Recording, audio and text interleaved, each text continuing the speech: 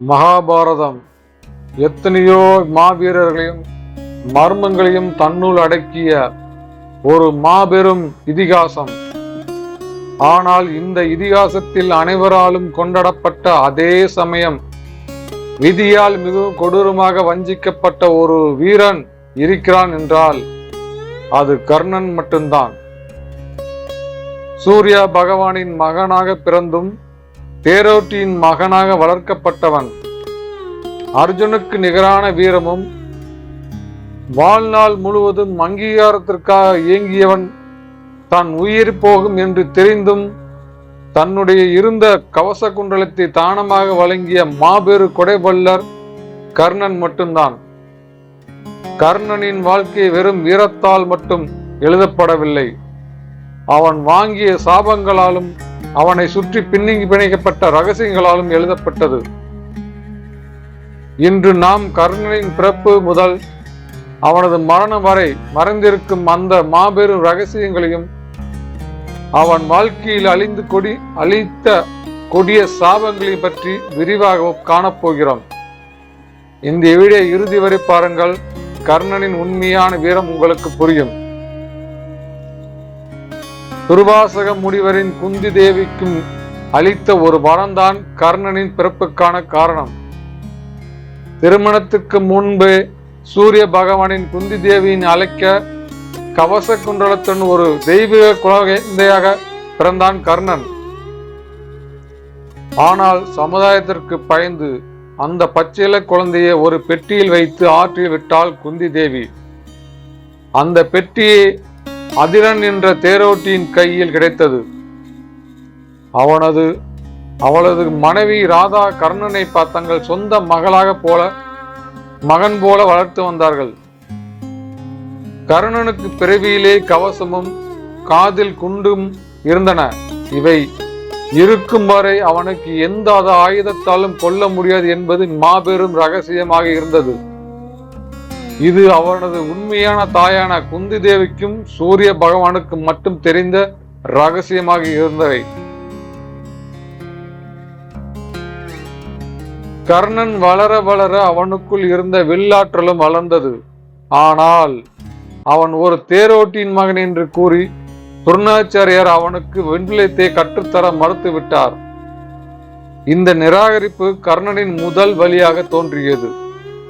பின்னர் அஸ்னாபுரத்தில் நடந்த ஒரு போட்டியில் அர்ஜுனுக்கு நிகரான கர்ணன் தன் திறமையை காட்டிய போது அவனது குலத்தை சுட்டி காட்டி மீண்டும் அவமானப்படுத்தப்பட்டான்.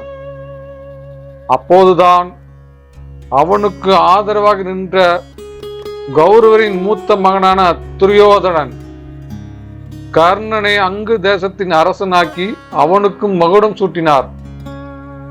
அன்று கர்ணன் ஒரு சபதம் எடுத்தான்.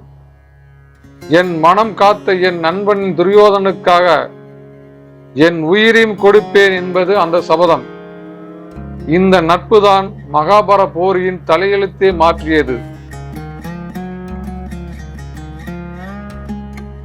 கர்ணனுக்கு முதல் சாபம்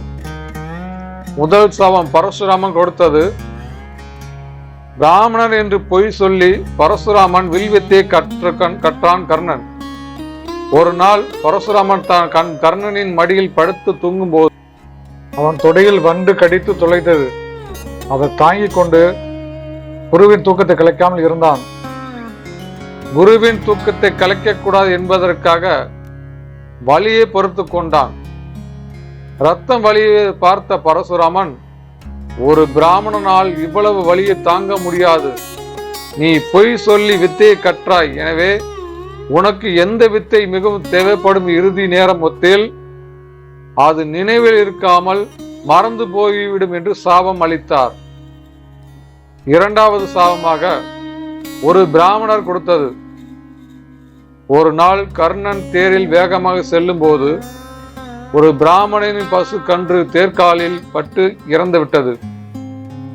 கோபமடைந்த அந்த பிராமணர், எந்த தேரில் அமர்ந்து நீ அகங்காரமாக வந்தாயோ அதே தேர் சக்கரம் உனது இறுதி போரில் பூமியில் சிக்கிக்கொள்ளும் என்று சபித்தார்.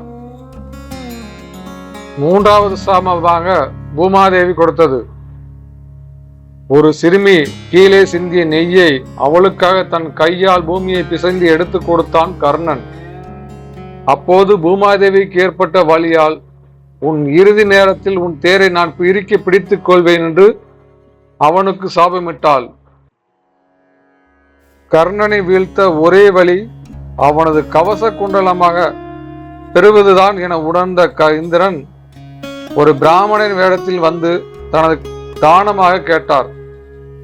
வந்தது இந்திரன் என்று தெரிந்தும் தானம் கேட்பவருக்கு இல்லை என்று சொல்லாக பழக்கமுள்ள கர்ணன் தன் சதையால் ஒட்டியிருந்த கவசத்தை அறுத்து கொடுத்தான். போர்க்களம். கர்ணனுக்கும் அர்ஜுனுக்கும் இடையே உச்சக்கட்ட போர் நடக்கிறது. அப்போது பிராமணன் கொடுத்த சாபத்தின்படி கர்ணனின் தேர் சக்கரம் சகதியில் சிக்கியது. பரசுராமனின் சாபத்தின்படி அவனுக்கு பிரம்மாஸ்திரம் நினைவில் வரவில்லை. நிராயுதபாணியாக தேரை தூக்க முயன்ற கர்ணன் மீது அம்பு எய்துமாறு கிருஷ்ணன் அர்ஜுனுக்கு உத்தரவிட்டார். விதியால் வஞ்சிக்கப்பட்ட அம்பால் துளைக்கப்பட்ட அந்த மாவீர கர்ணன் பூமியில் சாய்ந்தார். கர்ணனை தோற்கடிக்கலாம், ஆனால் அவனது குணமும் தானமும் அவனை இன்றும் ஒரு கடவுளாக மதித்து வைக்கிறது. துரியோதனனுக்காகத்தான் உயிரை கொடுத்தான். அவனது நட்பு மகாபாரதம் உள்ளவரை பேசப்படுகிறது. கர்ணனின் வாழ்க்கையில் இருந்து நாம் கற்றுக்கொள்ள வேண்டியது என்னவென்றால், எவ்வளவு பெரிய திறமை இருந்தாலும் நாம் தேர்ந்தெடுக்கப்படும் பாதையும் விதியும் நம் வாழ்க்கை எப்படி வேண்டுமென்றாலும் மாற்றலாம் என்பதுதான். கர்ணனை பற்றி நீங்கள் என்ன நினைக்கிறீர்கள்? அவனது வலிவுக்கான காரணம் அவனது நட்பா அல்லது விதியா? உங்கள் கருத்துக்களை கமெண்டில் சொல்லவும். இந்த வீடியோ பிடித்திருந்தால் லைக் செய்யுங்கள், நமது சேனலை சப்ஸ்கிரைப் செய்யுங்கள். நாளை மற்றொரு சுவாரஸ்யமான மகாபாரத கதையுடன் உங்களை சந்திக்கிறேன்.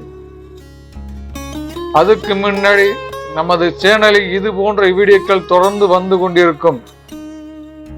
இது போன்ற வீடியோக்களும் ஜாதக கதைகளும் ஜாதகங்கள் பார்ப்பதும்